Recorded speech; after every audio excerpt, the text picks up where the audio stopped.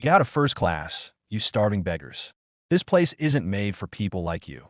The flight attendant shouted, unaware that one phone call would soon bring the entire airline to its knees. What began as a simple flight would descend into chaos. The plane's doors closed with a heavy click. In the first-class cabin sat Ilara, a young black woman adjusting her coat, while her brother Elias scrolled through his tablet. Around them, quiet luxury reigned, soft laughter, muted conversations, the steady tapping of keyboards. Then the calm fractured. The attendant, Ms. Thorne, appeared before them with an expression carved from ice. "Show me your tickets again," she demanded. Elias displayed the digital boarding passes on his phone. "Everything is correct," he said. She didn't bother to look closely. "You two have no business here," she hissed. "These seats aren't meant for you." Alara met her eyes, voice steady. "There must be a mistake, ma'am. We paid for these seats." Ms. Thorne crossed her arms. "The only mistake was letting you on this side of the curtain. You should be grateful they even let you on board. You're just hungry people trying to look important." The words hung in the air like poison. Some passengers looked away. Others pretended not to hear. Elias's voice was calm but sharp. "You are mistaken, ma'am. We have the same right to be here as anyone." The attendant's lips curled. "Respect is earned," she said, "and you people haven't earned it." Before they could reply, she reached out, grabbed their arms, and yanked them from their seats. "Get up," she barked, dragging them down the aisle. Gasps echoed, but no one moved to help. At the back of the plane, she shoved them into the last row. "There, that's your place, where you can get off right now if you want." Alara sat trembling, tears threatening to fall. Elias clenched his fists. "They won't forget this," he whispered. Ms. Thorne dusted off her hands and strutted back toward first class, proud of her cruelty. Alara wiped her eyes. "We didn't deserve that," she whispered.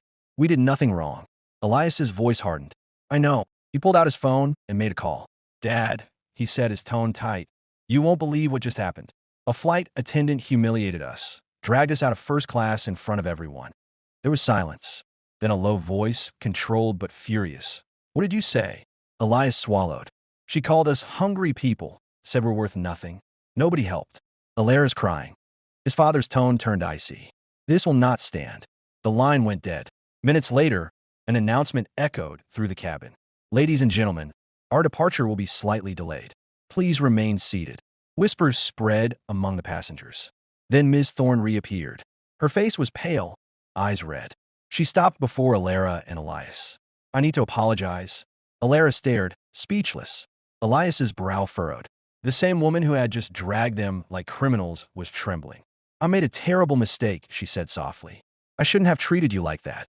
But her voice quivered not with guilt, but with fear. Something had changed, something no one yet understood. Elias leaned forward. "Why now?" Before she could answer, the cabin screens flickered to life. The airline's logo appeared, followed by the captain's voice, tight and formal.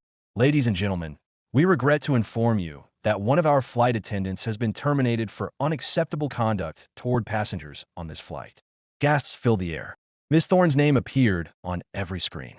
Her face went colorless. The captain continued, "This behavior does not represent our company's values." The attendant's breathing quickened. Her eyes burned with rage, not remorse. Suddenly, she turned toward Alara, shouting, "This is your fault," and lunged. Before she could reach them, two security officers rushed in from the galley, seizing her arms. "Let me go," she screamed, thrashing violently. The cabin descended into chaos, people filming, shouting, whispering. The guards restrained her and dragged her toward the exit. Alara sat frozen. Elias gripped her hand. "Don't look," he whispered. The door closed behind Ms. Thorne, her shouts fading. Silence fell. Then the captain's voice returned. "We'll resume shortly." But before the engines could start, Elias's phone vibrated. A message from his father appeared. "Do not take off. The company will collapse before you land." Elias stared at the screen, his stomach sinking. "Alara," he whispered. "Dad just said." The intercom cut him off. "Attention crew, prepare for immediate landing." Repeat, immediate landing. Passengers exchanged confused looks. The plane hadn't even left the gate. Through the windows, flashing lights appeared. Police cars, news vans, officials. Something huge was happening outside. Alara's pulse pounded. What does he mean? Elias scrolled his phone. News alerts exploding one after another. Breaking. Flight incident sparks federal investigation. Airline stock plummets. CEO under scrutiny. Alara's breath caught.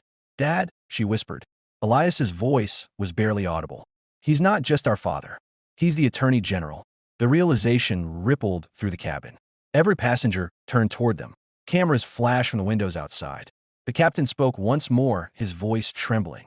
Due to unforeseen circumstances, this flight has been canceled. The engines went silent. The world outside roared. Alara and Elias sat motionless, their hands clasped tightly together, the echoes of injustice still hanging in the air. Somewhere beyond the runway, a phone rang. A voice answered quietly, "It's done." Then the line went dead. The passengers watched the scene in disbelief.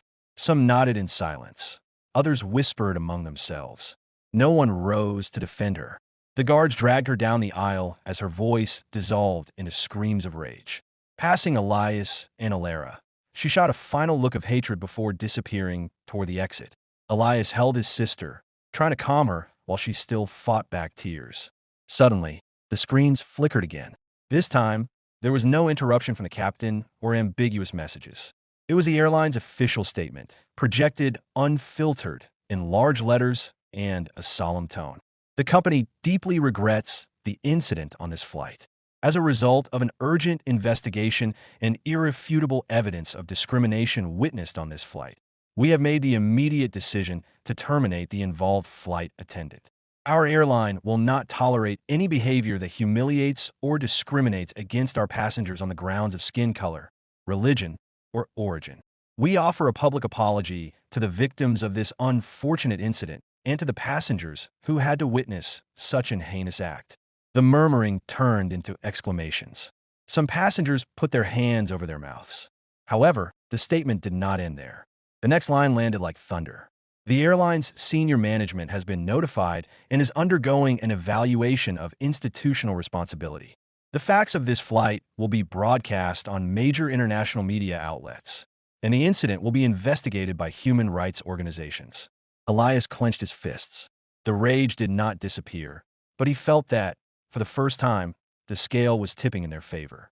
Alara, her eyes swollen from crying, stared at the screen, unable to believe it.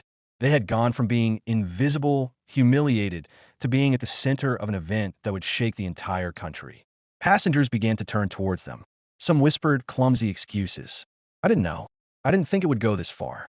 Others, however, looked at them with respect, as if they suddenly understood the weight of what they had witnessed. And there, in the tense silence of the cabin, a certainty hung in the air.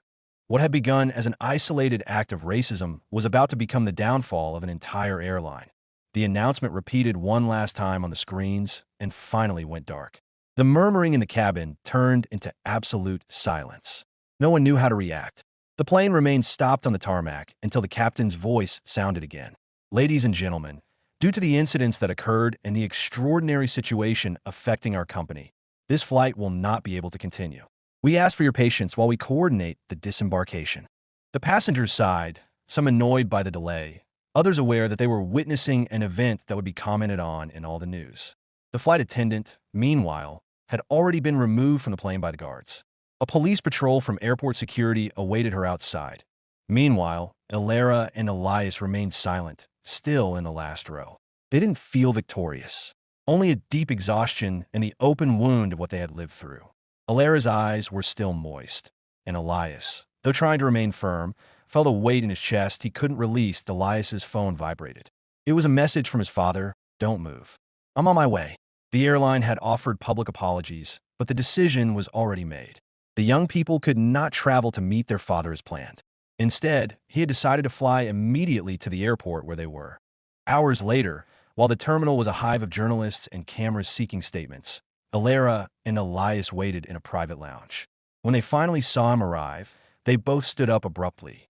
Their father embraced them tightly, not saying a word at first, letting the silence of a gesture mend a little of the wound. Then, in a firm voice, he murmured, "What they did to you, Alara, to you, Elias, will not go unpunished." The three stood there in silence, surrounded by the certainty that the humiliation they suffered had transformed into something greater.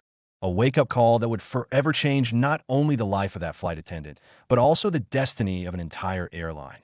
The flight attendant ultimately lost everything: her job, her reputation, and any authority she thought she had on the plane. She had humiliated Alara and Elias, convinced that she could treat them as nothing, but she was wrong. She did not know that she had messed with the wrong young people, those who did have the backing, the strength, and the power to expose her. In a matter of minutes, she went from feeling superior to being reduced to what she truly was, a criminal who faced the consequences of her hatred.